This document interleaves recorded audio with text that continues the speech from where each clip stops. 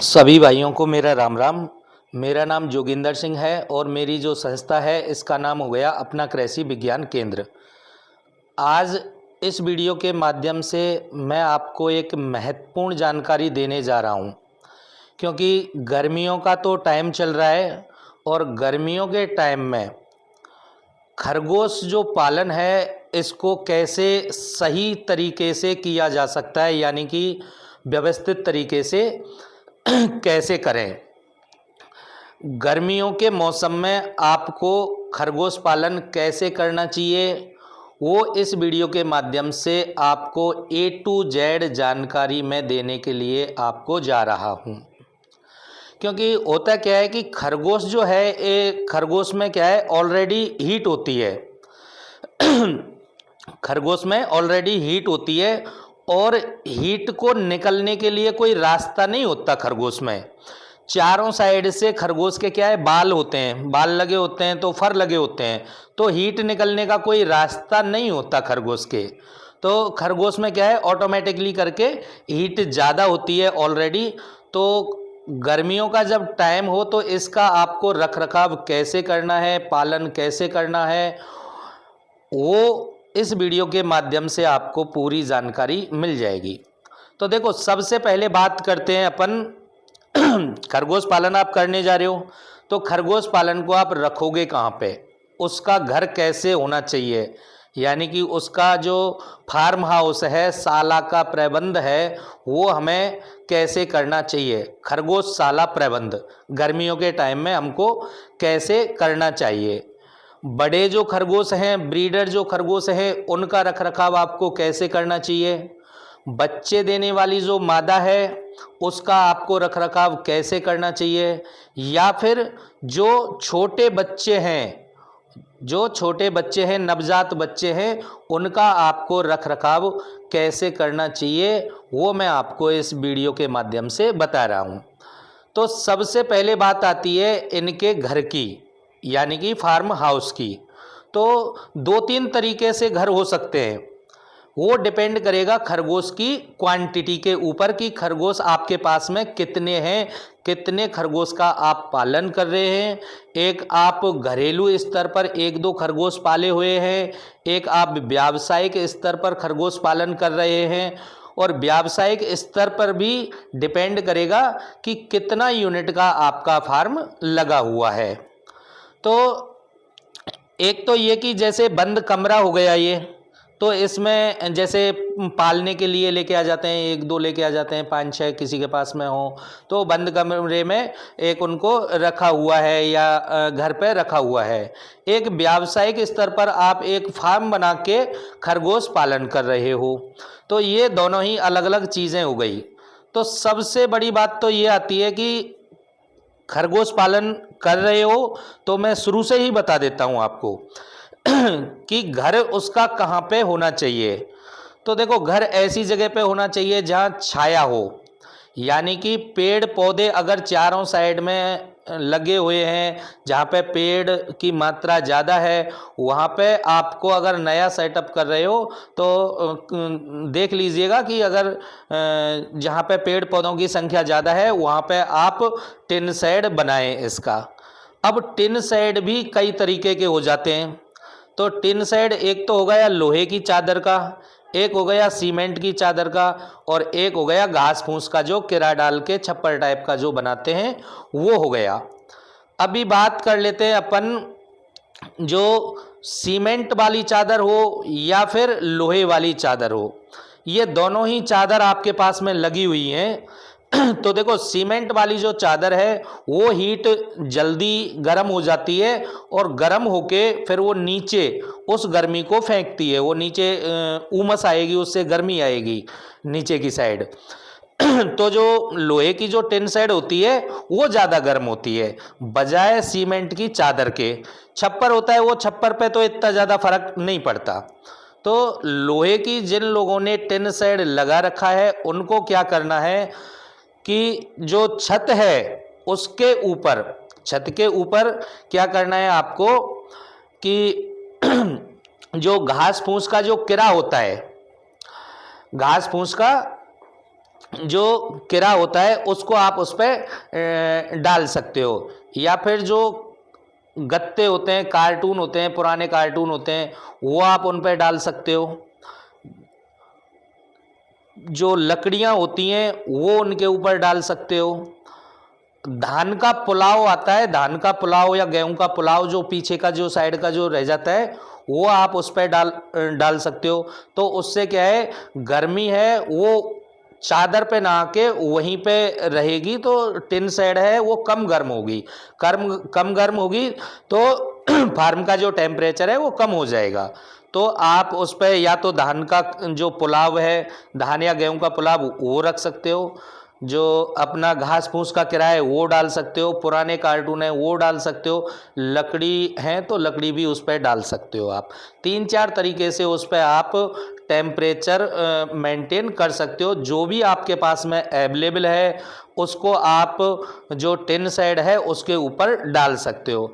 अब डिपेंड करेगा कि गर्मी कितनी पड़ रही है। अगर ज़्यादा गर्मी पड़ रही है तो जो आपने पुलाव डाला हुआ है उस पे आप पानी का ड्रिप सिस्टम लगा दीजिएगा, तो पानी ऊपर से आता रहेगा, तो वो ठंडक बनी रहेगी उसमें, तो गर्मी से निजात हो जाएगी। उसके ऊपर पानी का जो है वो एक ड्रिप सिस्टम लगा दीजिएगा या नली लगा दीजिएगा, जो भी आपसे व्यवस्था बन जाए, यानी कि पानी उसके चादर के ऊपर से आता रहेगा, तो वो ठंडक फार्म में बनी रहेगी, हीट वहाँ पे नहीं आएगी, टेम्परेचर आपका ऑटोमेटिकली करके डाउन हो जाएगा। अब ये तो बात हो गई छत की। अब बात आ जाती है फार्म के चारों साइड की। तो फार्म के चारों साइड में अगर जाली लगा हुआ है, यानी कि वेंटिलेशन की सुविधा बहुत ज़रूरी है, हवा पासिंग की सुविधा बहुत ज़रूरी है। तो आपने जाली लगा रखा है तो तब तो उसमें हवा पासिंग का सिस्टम ऑटोमेटिकली करके हो ही गया, उसमें तो फिर ज़्यादा ध्यान देने की ज़रूरत नहीं है वेंटिलेशन के लिए। अदरवाइज जिन लोगों का जैसे कमरा है तो वहाँ पे आपको वेंटिलेशन की ज़रूरत पड़ेगी कमरे में, और एग्जिस्ट फैन भी लगाना रहेगा, जो अंदर की जो गर्मी है वो बाहर निकल जाए। कुछ लोग फार्मों पे भी एग्जिस्ट फैन लगा देते हैं, तो वो जो बाहर की उमस है वो जो अंदर की जो उमस है वो बाहर निकल जाती है। वैसे वेंटिलेशन अगर चारों साइड से जाली लगी हुई है या दोनों साइड से भी जाली लगी हुई है तो आपको एग्जिस्ट फैन लगाने की ज़रूरत नहीं है। अभी आपने फार्म जो हाउस है उसके चारों साइड आपने जाली लगा रखी है, या दोनों साइड जाली लगा रखी है, या एक साइड से जाली लगा रखी है, तो वहाँ पे आपको क्या करना है, उस पे आपको जो जूट के बोरे होते हैं उससे उसको कवर कर देना है, जूट के बोरे उसको टांग देने हैं आपको चारों साइड से। 3 साइड के ऊपर भी आप जूट के बोरे डाल सकते हो, अगर ज़्यादा सुविधा आपके पास में घास फूस का किराया अवेलेबल नहीं हो पा रहा है तो आप जो टिन साइड है उसके ऊपर भी जूट के बोरे जो आते हैं वो आप उस पर डाल सकते हो।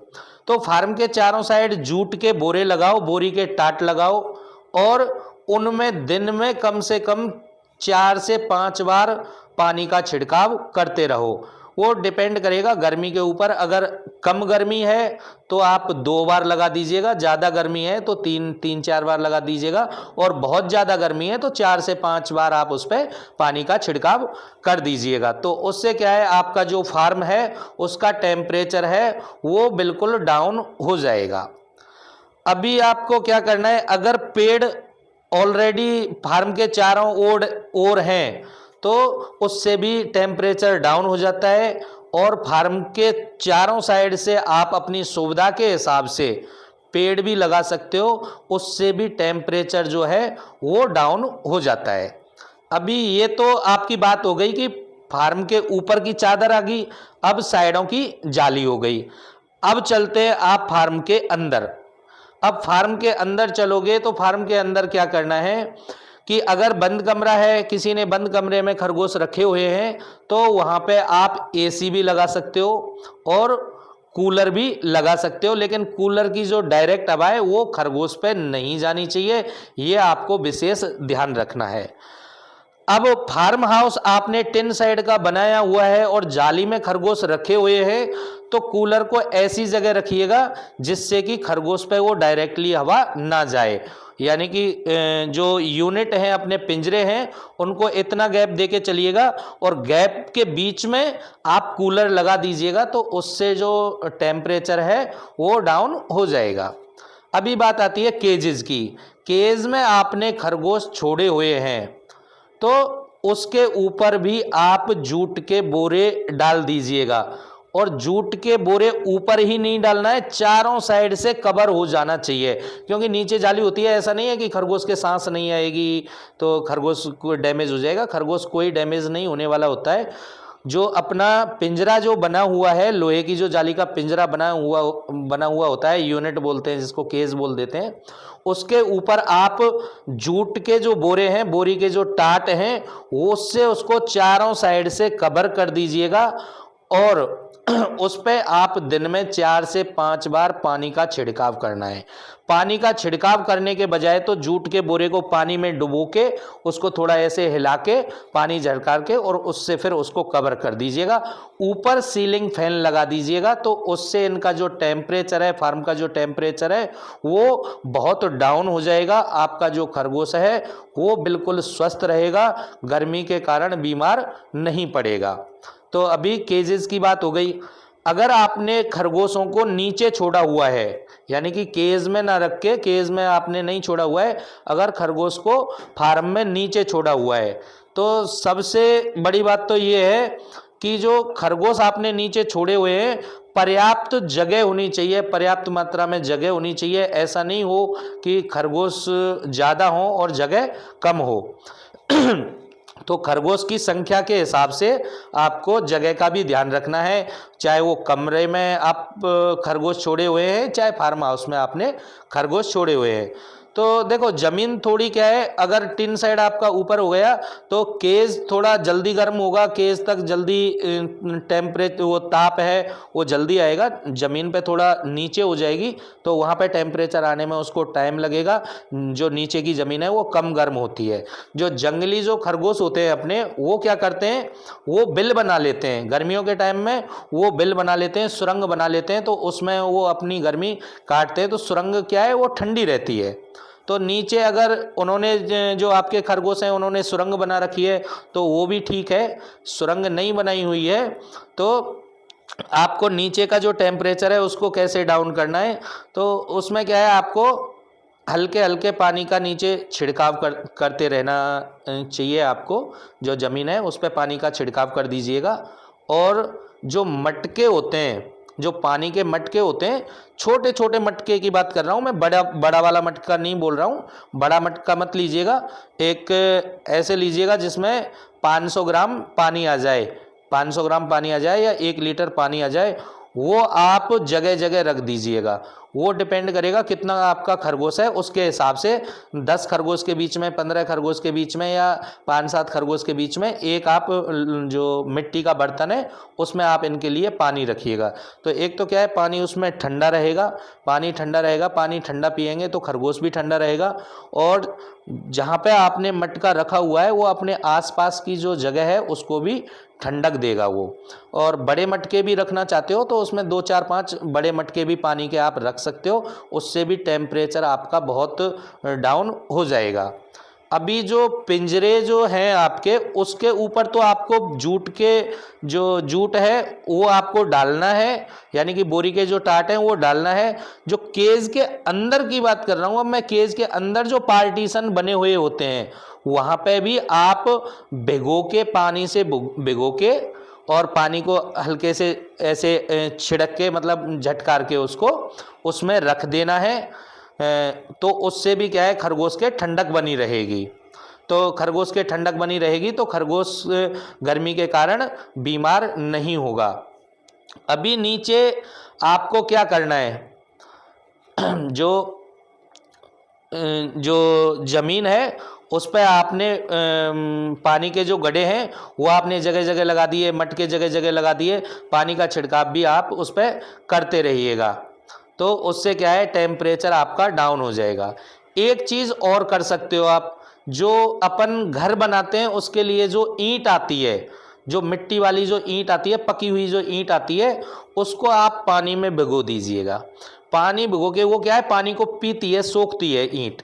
तो पानी जब वो सोख ले तो जगह जगह आप ईंट भी रख सकते हो, 2-2 4-4 के कॉम्बिनेशन से। तो उस पर अगर खरगोश लेटेगा तो वो का मतलब सुबह का आप रखोगे तो लगभग वो दोपहर तक, दोपहर के बाद तक जो ईंट है वो ठंडी बनी रहेगी, आपकी ठंडी बनी रहेगी। तो उस पर खरगोश लेटेगा रहेगा, तो उससे क्या है, खरगोश का जो टेम्परेचर है, बॉडी का जो टेम्परेचर है वो ऑटोमेटिकली डाउन रहेगा। तो उसमें ये भी एक आपको जो खरगोश का जो टेम्परेचर है डाउन करने का एक तरीका हो गया कि जगह जगह आप पानी की जो ईंट हैं भिगो के उनको अपने फार्म हाउस पे रख दीजिएगा। अभी आपको बचाव किन चीज़ों से करना है, एक तो फार्म हाउस में मक्खी, मच्छर, चूहे, ये इन चीज़ों से बचा के रखना है। मक्खी मच्छर की जो दवाई आती है छिड़कने वाली, वो आपको लगा देना है। चूहे नहीं आने चाहिए, उसका भी आपको इंतज़ाम करके चलना है। और चूना जो होता है, चूने का छिड़काव आपको हर तीसरे चौथे दिन फार्म हाउस पे करना ही करना है। चूने का, फिनाइल का, इसका आप छिड़काव करते रहिएगा। तो इससे क्या है, जो फंगस है वो नहीं आएगी।